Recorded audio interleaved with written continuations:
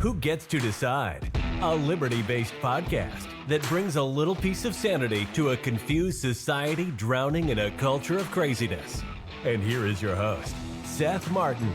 Well, all right. What's up, everybody, and welcome to another episode of Who Gets to Decide. This is episode 624. I'm Seth Martin, your host.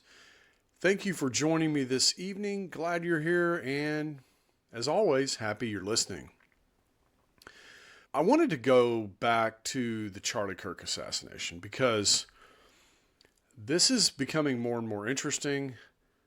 Interesting in a meaning that there's something not quite right here. Candace Owens has dedicated basically her whole show to trying to figure out what is going on. But there's a whole bunch of other people that are digging into this and also asking a lot of questions about what is going on. And some of these people I respect a lot, like Ian Carroll. The guy does great investigative work, checks his sources. He's just a really good, thorough person. And you know what? Oddly enough, Ian Carroll, what's interesting about Ian Carroll is he started out as a liberal. He was a liberal guy. Just kind of like I started out as a neocon. And so what's interesting about some of these people, Dave Smith started off as a liberal. And what's interesting is how we coalesced around liberty and free speech, free markets, things like that.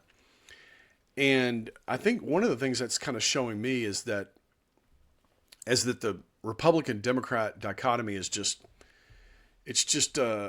it's not real, okay? And that's not the topic of today's show. It's just I wanted to say a little bit about Ian Carroll because I really respect him a lot. But this guy, Baron Coleman, who you're looking at on the screen right now, pretty soon after Charlie Kirk was assassinated, he started doing Google searches, especially as some of the names started to come out. Tyler Robinson. Who's Tyler Robinson, you know? And just searching to see who was searching on Tyler Robinson and when. And this is a really interesting thing because, you know, now we live in this technology world, right? And I've heard this before that nothing you say is secret, there's no privacy whatsoever, right? And this guy, Baron, posted some shows on some searches, and I've known about this for a while. I just haven't spoken about it. But now that Ian Carroll has dug into it and has vetted it, and I mean, Ian Carroll's just really, really good at doing research and vetting things. And so I didn't know who Baron Coleman was, so I didn't really want to put that out there.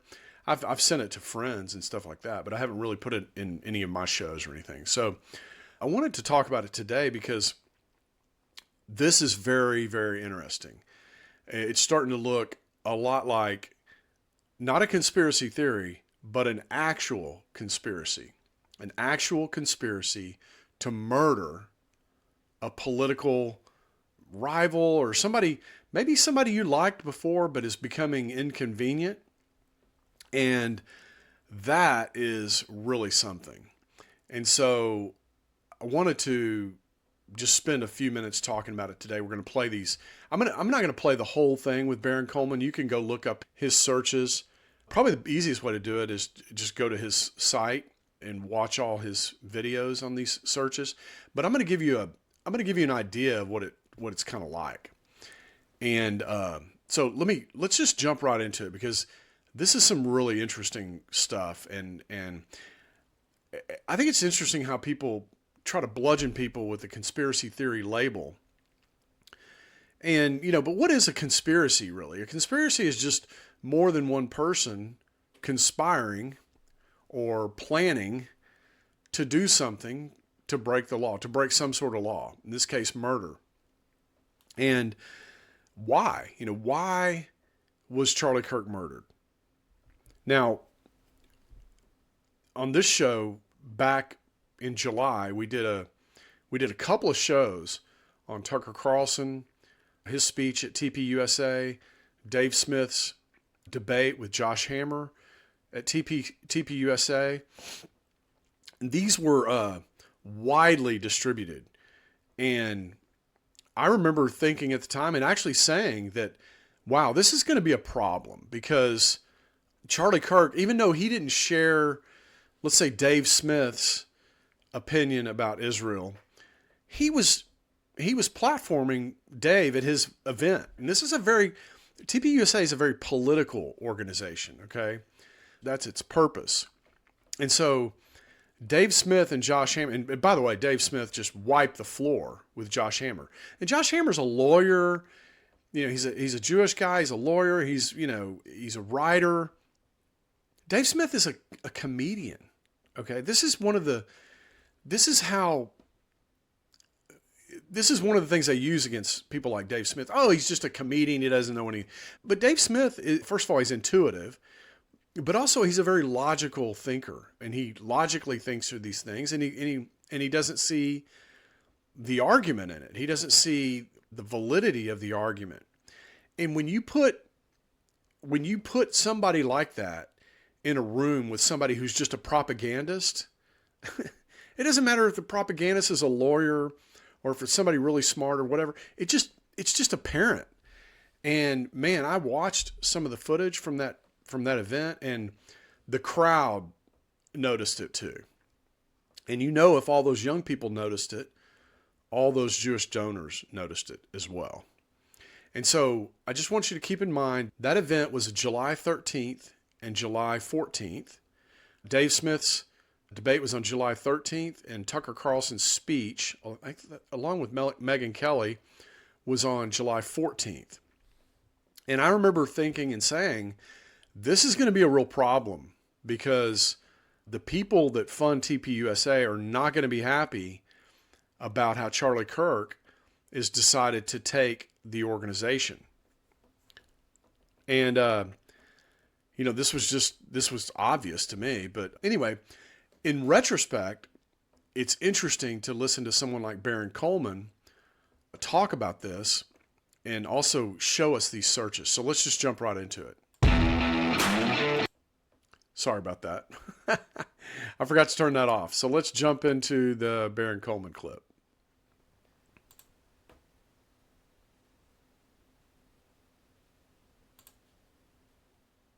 The very first thing after Charlie Kirk was shot, the very first thing that happened, I was actually on the phone with a good friend of mine that I've known for a decade and a half.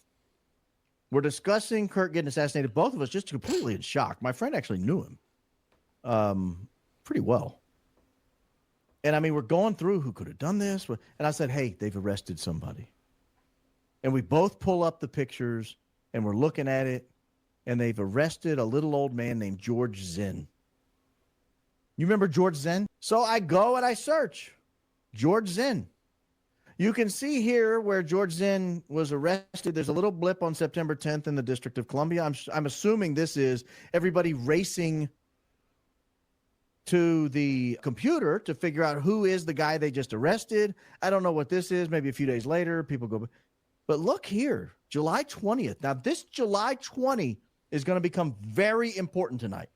That's right. The week of around July 20th is going to become exceedingly important. The amount of coincidences that take place between like a week before and a week after July 20 and all that time in between becomes very difficult to disregard. After I did that, I thought, wonder if anybody Googled the hospital where they took Charlie Kirk. They took him to Timpanogos Regional Hospital. That's there in Utah.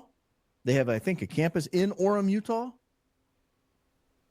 So I go District of Columbia. Here's where, again, on September 10th, 11th, right there, you see the searches for Timpanogos Regional Hospital, people looking for where they took Charlie Kirk. But you'll see this spike of interest in Timpanogos Regional Hospital out of D.C., and then no interest for 2 solid months before the shooting. But again, keep in mind that July 20 anchor date. Here we have a July 16, 2025. And then we have a July 3, and we have a June 28. And if you go out 12 months, you'll notice you even had one back then, and then this all kind of goes out. So something's going on here at the Timpanogos Regional Hospital search. And then right the day before the shooting, somebody in the District of Columbia says, we should really make sure we know what the Timpanogos Regional Hospital is. We really should make sure we know the day before he gets shot. So you had that July 20 anchor date, the time around there. You had a time way back. That could be anything. And then the day before, somebody zeroes in and says, we need to look up Timpanogos Regional Hospital. Maybe they're looking up an address. Maybe they're looking up, who knows? Who knows? But again, I'm just reporting the facts. I'm not drawing conclusions tonight. Because after Timpanogos Regional Hospital, I thought, I wonder who the medical examiner is in Utah. I wonder who the medical examiner is in Utah, because it appears to me, based on everything. Okay, so a lot of his videos are just like this, okay? The thing is since this was pretty early on, but since then, a lot of names have come to light. People inside TPUSA like Mikey McCoy, Tyler Robinson's lawyer, Tyler Robinson himself. A whole bunch of names have come up, okay? And Baron Coleman continues to do this kind of research and look at Google Trends and see who's searching on these names and from where. Where in the country are these people located? Or where in the world, rather. And a lot of them are Washington, D.C. and Israel, which is very interesting. And so I'm not going to play too much more of Barron. I'm going to jump into Ian Carroll because it's a longer clip. And, you know, I want you to see what he did. He basically put all this on a timeline that has dates and names and things like that on there. So I thought this was really, really interesting. Of course, Ian Carroll, like I said, he's got a mind for research like almost nobody I've heard of before. Maybe Candace Owens is like this. But, I mean, he just does a really good job of looking at connections. He uses this. I saw how he explained how he does it one time, and I forgot the name of the software, but he uses this software and he pulls various things in together graphically and then connects them. And that's what he does to build his story, which is really interesting.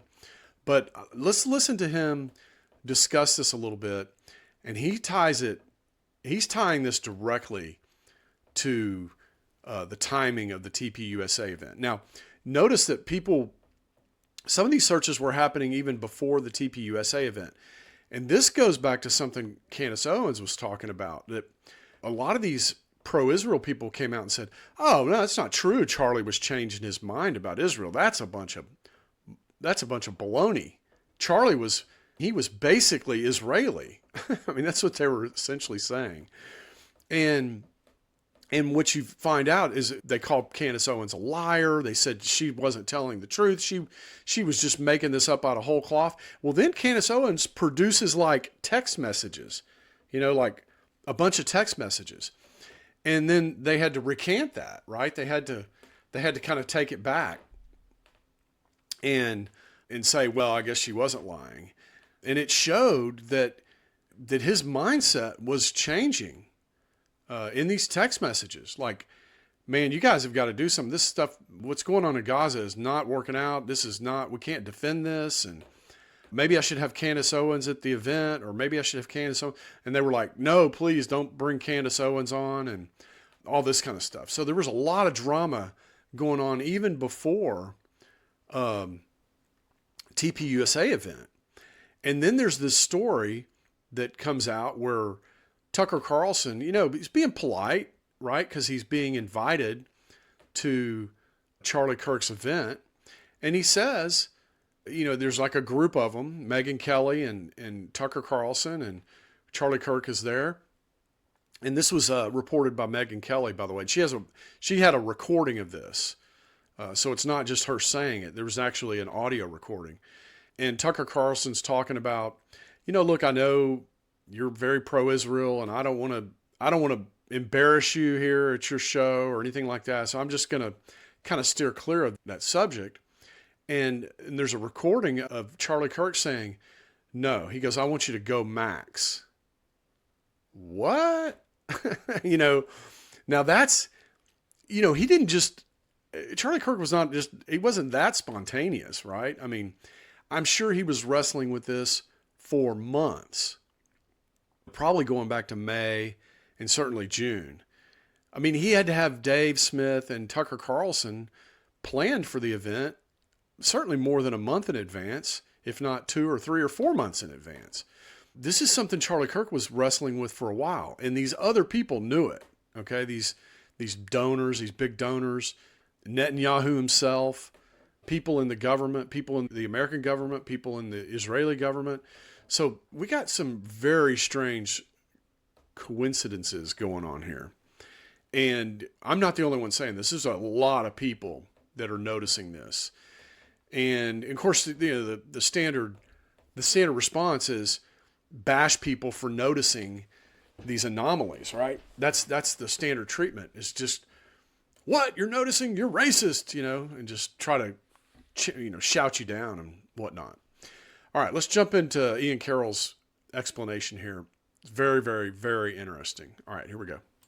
Keeps on kind of saying how there's this, they all cluster around this 2-week window, sort of in the middle of July of this year is when the most searches happened. And so I'm sort of thinking, well, what happened around July 20th? Like, what was happening in Charlie Kirk's life and in TPUSA's life and in Israel's life? And, what was happening around that time in July? Do you know what it was? Right around this time when all these searches exploded? Any guesses?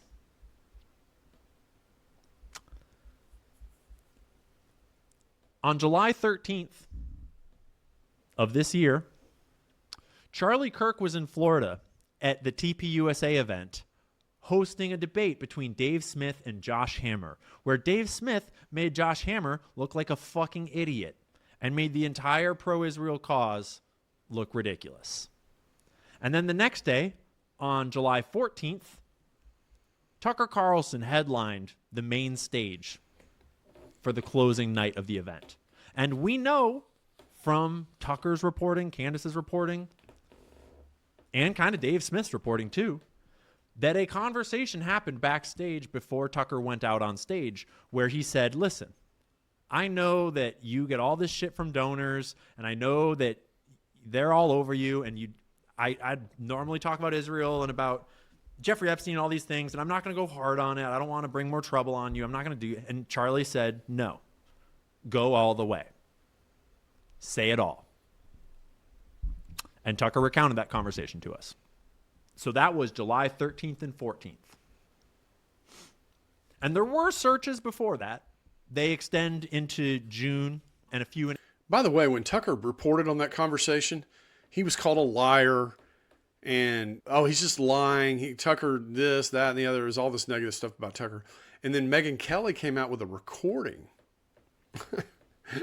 I mean, so every time these people lie and try to pass Charlie Kirk's opinion off as something other than it was at the time, they come with receipts. And you would think they would stop doing this, but they just keep lying deeper and deeper into holes. And it's looking really, really bad. And it's looking very, very suspicious. And I don't know, man. I don't know if we're going to get to the bottom of this. I don't know if the government is involved and that's why they're not investigating it. And they're focused on this guy, Tyler Robinson, which I'm going to show you a video here at the end. I showed it the other day, but I'm going to show it again, where there's just no gun. And then you're going to see these searches. There's some very specific addresses in these searches. Oh, well, guess what? That's where the gun was found. Okay. I don't know, man. There's some crazy shit going on, and it definitely looks like a conspiracy. And I'm not talking about a conspiracy theory that you make fun of somebody when they talk about it. I'm talking about a real conspiracy. There are multiple people involved, multiple governments involved in the death of Charlie Kirk. That's what it looks like. It just looks like that. Now, maybe it's a coincidence. Maybe this is all wrong. Maybe all these people and all this information is just not pointing us in the right direction. That's possible. But man, There's a lot of coincidences that are piling up here, and I don't know. It doesn't look so good. I mean, I'm not saying Tyler Robinson wasn't involved. Maybe he was involved, but I don't think he's the guy that killed Charlie Kirk, and certainly he didn't do it alone. He wasn't a lone gunman. Okay, air fingers quotes, lone gunman. All right, let's continue with Ian here. April a little bit. Some searches before that. But then they explode. That very day, the 14th, not even before the event is over, that's when Mikey McCoy gets searched in Israel. Then, that same day, a guy named Richard Rasmussen gets searched in Israel. And who is Richard Rasmussen? Let me reference my other sheet over here. He's one of the surgeons at Timpanogos Regional Hospital. 2 days later, Timpanogos Regional Hospital is searched in D.C. And then, that same day, in D.C., someone is searching for Bo Mason, who is the commissioner of the Utah Department of Public Safety. On the 18th, Stephen Nealman is searched in Israel, then Lee Patterson, then Catherine Nestor, then George Hodgson Zinn. George Zinn was searched in D.C. One of the reasons this is interesting, you could go look at searches of these names around other time periods, and there's just nothing. For nothing. Nobody ever searched on Catherine Nestor ever for any reason. Not in these numbers anyway. Or Rasmussen. Nobody ever searched any of these names before. It's only around this particular time. And that is very, very telling. All right, let's continue. Brian Gill searched in Israel. Robert Patterson searched in Israel. Lee Trotter searched in Israel. Lossie Center searched in Israel. You guys don't know any of these names. You've never heard of any of these names. Stephen Nealman, Lee Patterson, Catherine Nestor, Brian Gill, Robert Patterson, Lee Trotter. Who are they? Well, Catherine Nestor is Tyler Robinson's lawyer. Okay, this is before Charlie Kirk was shot. Okay? Somebody's searching on the lawyer who's going to become the number one suspect's lawyer before Charlie Kirk is shot. Okay? Now that is crazy. Okay? There's something going on there. That shit just does not happen. And someone was searching for her name in Israel. Not in the UK, not in Australia, not even anywhere around the United States, just in Israel. All these other names. During that time. These are all surgeons that work at Timpanogos Regional Hospital. A few of them are involved in the police force in the area of the shooting. Schaefer Security was searched in Israel, which is like maybe just noise because Schaefer Security wasn't actually Charlie's security outfit anymore. They'd stopped a long time ago. Hunter Kozak, the guy that asked the question when Charlie was shot, he was searched in Israel on August 3rd. So how do they know? How was somebody in Israel? I mean, just think about this. Everybody saw the guy that asked the last question, right? Everybody saw that guy. How do they know in August 3rd? How do they know that guy? How do they know that guy's name? How do they know anything about that guy at all in Israel? Very curious. I mean, this is the guy that asked the question, who was asking the question, and Charlie was responding at the time he was executed on TV, basically, in the light of day. Very strange. This can't be coincidences. I mean, you're talking about Powerball odds or something. I mean, maybe less than that. Worse than the Powerball odds. That's weird. If you recall, we have video of Hunter Kozak apparently practicing his oh shit expression before the shooting happened, and then being very oh shit melodramatic at the moment of the shooting. But Hunter Kozak is actually part of an organization that is dedicated to trailing Charlie Kirk on campus tours and then trolling him in the questions from a left-wing perspective. Hunter Kozak is like opposition to Charlie official. He's very vocal about how he feels about Charlie, and he's part of an organized offensive group to counter Charlie Kirk at the time. Some other interesting stuff about him too, but we don't have time for all of it. But what I'm trying to show you is that just so happens that this massive explosion in search trend data happens right after the TPUSA Florida event, where it becomes pretty apparent to a lot of Jewish donors that something's got to be done about Charlie Kirk. And it gets to all kinds of granularity, like Mikey McCoy's home address. And I misspelled Mikey here. I turned him into Mickey. But that's not the only home address that got searched. Turned him into Mickey. On September 7th, 3 days before the shooting, someone in Israel searched W925S Street. That is a very specific search. And I see in the chat, someone just said like 9 billion searches a day, for fuck's sake. Yeah, but none of them are for this. And we know that because when you look up W925S Street, look all over the country. Look at every jurisdiction. Look at other countries. Look all over the world and see how many Google searches are done for that exact order of letters and numbers. How many digits are in your PIN for your debit card? 4. Because just 4 random numbers in a sequence is a fucking like uncrackable code. There's endless possibilities. But when you have letters and numbers and it's 1, 2, 3, 4, 5, 6, 7 characters long, that's an astronomically rare thing to search. And do you know what W925S? Yeah, so, this is, I know he's kind of giving an opinion here, but he's giving an opinion based on statistical odds. Okay, this is just a really rare, it's non-zero, okay? It's not a 0 probability, but it's near 0. I mean, you're talking about the odds of that happening and having it not be related to some greater cause. Man, you're just talking about a really, really, really rare, probabilistically speaking, event. Okay. And then when you tie that to all these others, okay, so any one of these is pretty rare on its own, that it's only that the searches are only coming from Israel and or Washington, D.C. That in itself is rare.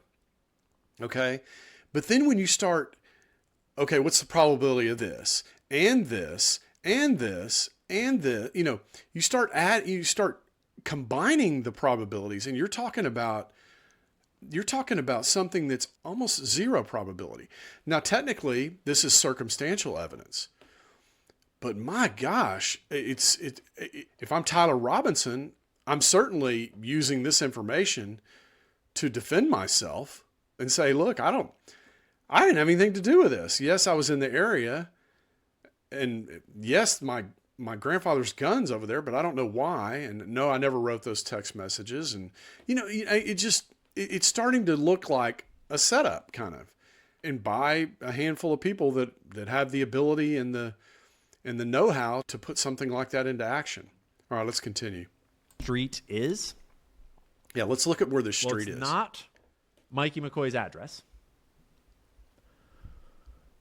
but it is where the gun was found.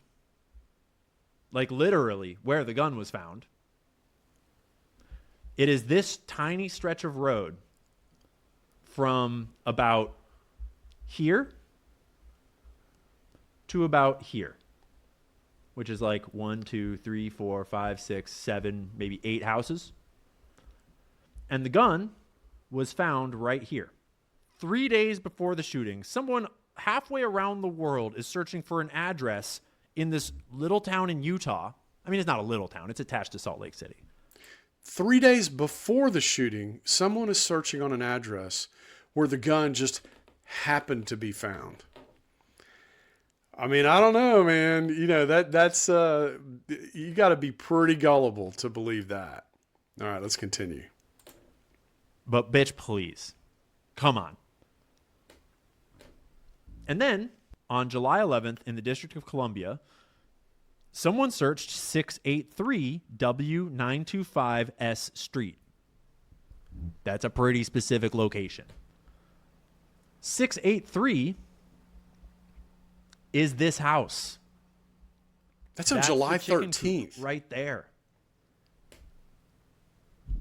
That's that's exactly where the gun was found. What? I mean, you make your own assessment. You decide for yourself if you want to give any credibility to all that. But I highly recommend that you go and watch Baron Coleman's streams before you jump to any conclusions about it. What you're probably seeing is either a whole bunch of very bizarre coincidences where people halfway around the world are getting really interested in people that they don't know and have probably, well, I assume wouldn't know and probably have never met, tail numbers to planes that they have nothing to do with, addresses for houses that they have nothing to do with, the Losi Center, a building in a college halfway around the world that they have nothing to do with, I would assume. All of these things are getting searched all in rapid succession right after the TPUSA Florida event. So maybe it's all just coincidences, or maybe it's the planning of a crime. The chief of staff, covered in blood, allegedly, walking away on the phone with his dad, allegedly. And I think that's not actually, I don't think that's who he's on the phone with, because I think that we can all agree that based on Pastor Rob McCoy saying that Mikey was covered in blood, we can pretty much discount everything that he said, because that's not true. So who knows who he's on the phone with? But bro was either on speed dial or something. And bro was on speed the fuck out of this place. I don't need to know anything. I don't need to have any part in this. And we would love an explanation, Mikey. Yeah, so very suspicious. I think that's just obvious. And the other thing that's interesting, just additional kind of information here, is this was the very first university visit on this tour. So if you think about it, let's say that Charlie Kirk didn't get murdered in Utah on this campus where he was murdered. What are the odds that, wouldn't you think that the subject of Israel would have come up, and he probably would have had to answer in a way that was more aligned with his conscience? And don't you think whoever carried this out probably knew that? We got to get him before he gets out on the road. Before he gets too far into this tour, we need to get him. Because once he says it once, then none of us are going to be able to pretend that his heart was in Israel and he loved Netanyahu and he loved everything about Israel. I mean, and he supported Israel's right to exist and all these different phrases they use. The thing I just want to remind everybody is that Israel is a state, okay? In the same way that the United States is a state, okay? And states are weird, okay? They do things for their own reasons. They have interest. Their interests make no sense to sane people, okay? And it's not about Jews, okay? In the same way that all this racism talk under Biden wasn't about racism. It wasn't about blacks and whites. It was about power. It was about controlling the other political party and the people in that political party. You know, just remember that we're dealing with states here and politics. And Charlie Kirk, we know now because of these text messages. Josh Hammer was out telling everybody that, well, he talked to Charlie the night before on Zoom, and Charlie was 100% pro-Israel. In fact, he was talking to me about, I'm just going to use your book, Josh Hammer, every time somebody asks me a question, because everything in your book is just so perfect with regard to why Israel does what it does and all this kind of stuff. I mean, that's what Josh Hammer was out running around telling everybody. And then like a week later, Candace Owens presents all these texts, these text messages, this thread that he was on, by the way. So he was on the text thread with Charlie Kirk and some other people. So he was just lying. He was just straight up lying. And so the fact that this was the first university to me is really critical, because whoever killed Charlie, whoever it was, looks like that they had to do it before this tour really got going, because this subject was going to come up on tour, and they could not have Charlie Kirk have him change his opinion when he is so influential in this huge group of young people. I just want to remind you, the Democrats have been after young people for decades, ever since I've been following politics. Oh, the young people are going to come out in droves, and the Democrats are going to change everything blue and all this stuff. In every election cycle, the Democrats, those young Democrats, they never go vote, ever. But that's not what was happening in TPUSA. These people were voting, okay? And they were voting in huge numbers. In fact, a big reason why Trump got elected is because of TPUSA and its ability to direct all these young people in the direction of Trump. Okay? And that was not lost on these people. They knew that if Charlie Kirk started to sing a different tune about Israel, that all these people were going to leave the movement. They were going to leave Israel. Now that's happened anyway, okay? Young people are leaving the whole Israel is our most strategic ally in the Middle East story is faster than you can say that. Okay, that's happening. Even though Charlie Kirk's dead, it's still happening because it's just so obviously wrong. But I don't know, man. This is very interesting. I mean, these are numbers, okay? These numbers don't lie. This is not just somebody's opinion about what's going on. These are real data, trending data numbers inside Google. And I don't know. I think they've tried to remove some of it, but I think there's still some there. Interesting. Very, very interesting. In fact, this, aside from this next video I'm going to show you, to me, this is the most compelling reason that the FBI should be looking at itself and Israel. Of course, they're never going to do that, right? Most people don't even know about this, what I just talked to you about, what Ian Carroll just talked to us about. Most people don't know anything about it because most people are watching Fox News or CNN or MS Now is what they call it, or ABC or NBC or CBS. That is one of the biggest things we've got to get people to stop doing is watching these corporate news outlets because there's no truth there. You're going to be confused and walking around in circles. There's just nothing there. There's nothing there that you can hang your hat on. It's all Republicans good, Democrat bad, Democrat good, Republican bad. What Mike Johnson's saying, what some unnamed source at the Department of Justice is saying. It's all just manipulative effort to control the narrative, whatever the narrative is. Whatever these people get together and decide the narrative is going to be, the media is just there to support that. In the same way that all these Israel supporters got together and decided that the narrative was going to be Charlie Kirk was 100% behind Israel. He was Israel's best friend. And they spent weeks, by the way, saying that. And in one episode, Candace Owens comes out and says, yeah, that's not exactly right. Here are some text messages where Charlie Kirk is saying that he's going to have to change his position on Israel because he can't in good conscience continue to support it. And just in one episode of Candace, just destroyed that whole narrative. Okay? That's the way the truth is.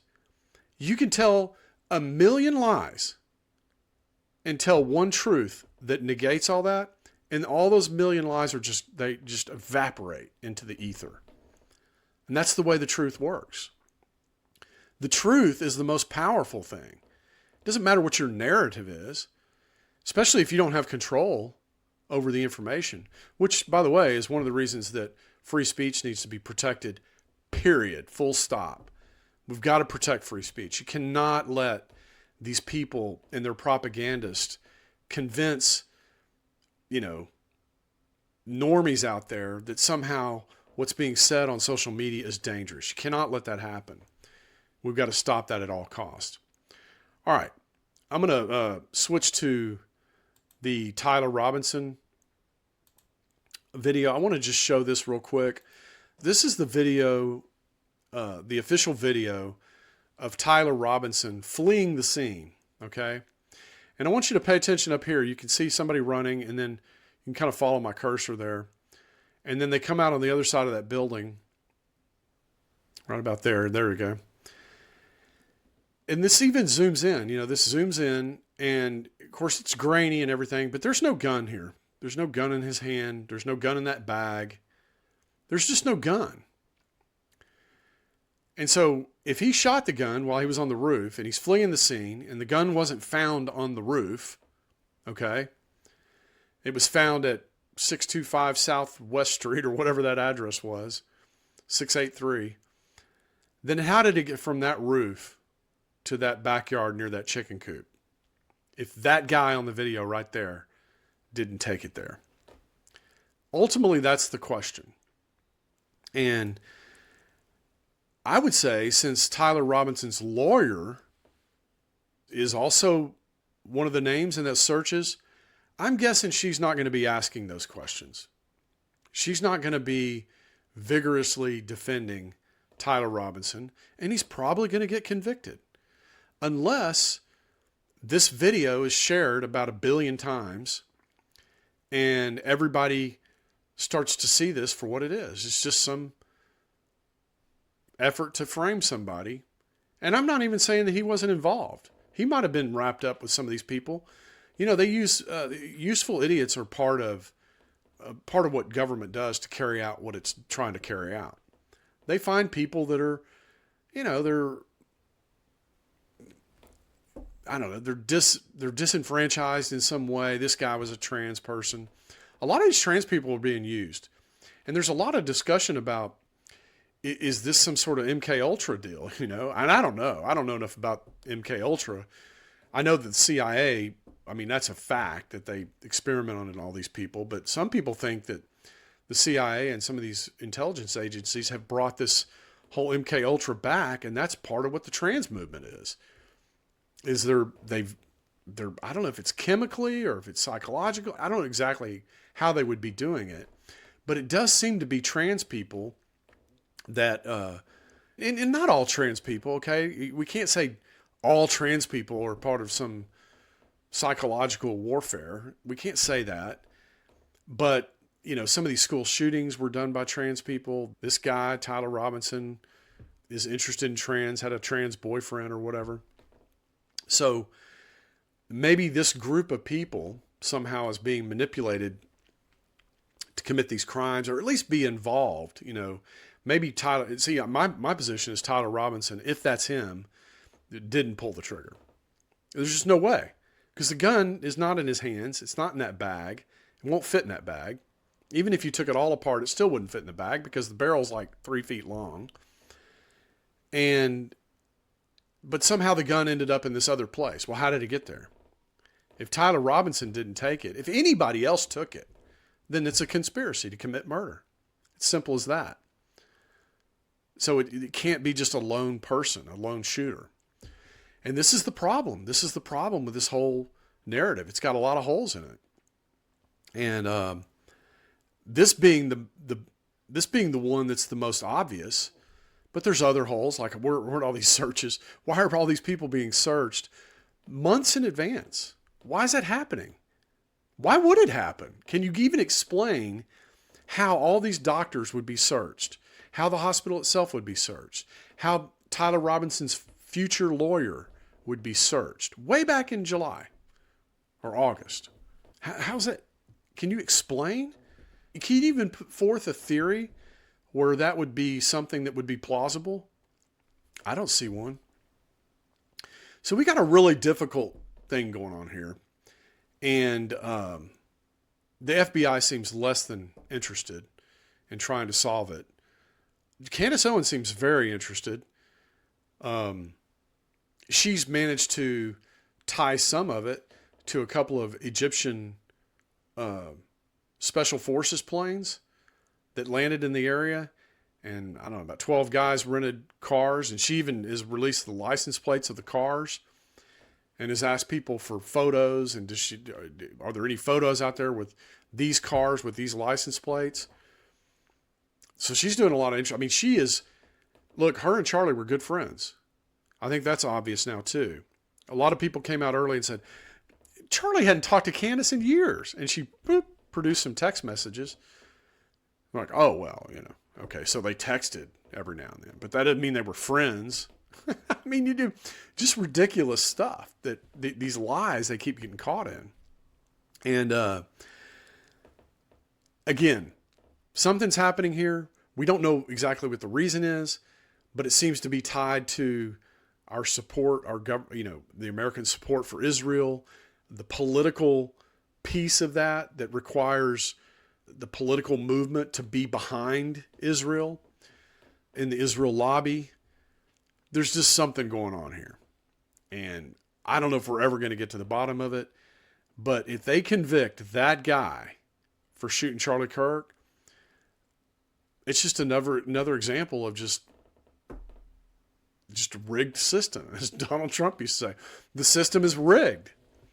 I don't know if you all remember, but somebody asked him about that, about the rigged system, and he said, "I've been in the rigged system. I've taken advantage of it." I mean, which is kind of an interesting admission, right? He's taken advantage of this system that's rigged. That's how he knows it's rigged. It's like, yeah, obviously. And I don't like to use the word rigged. I just like to use the word connected.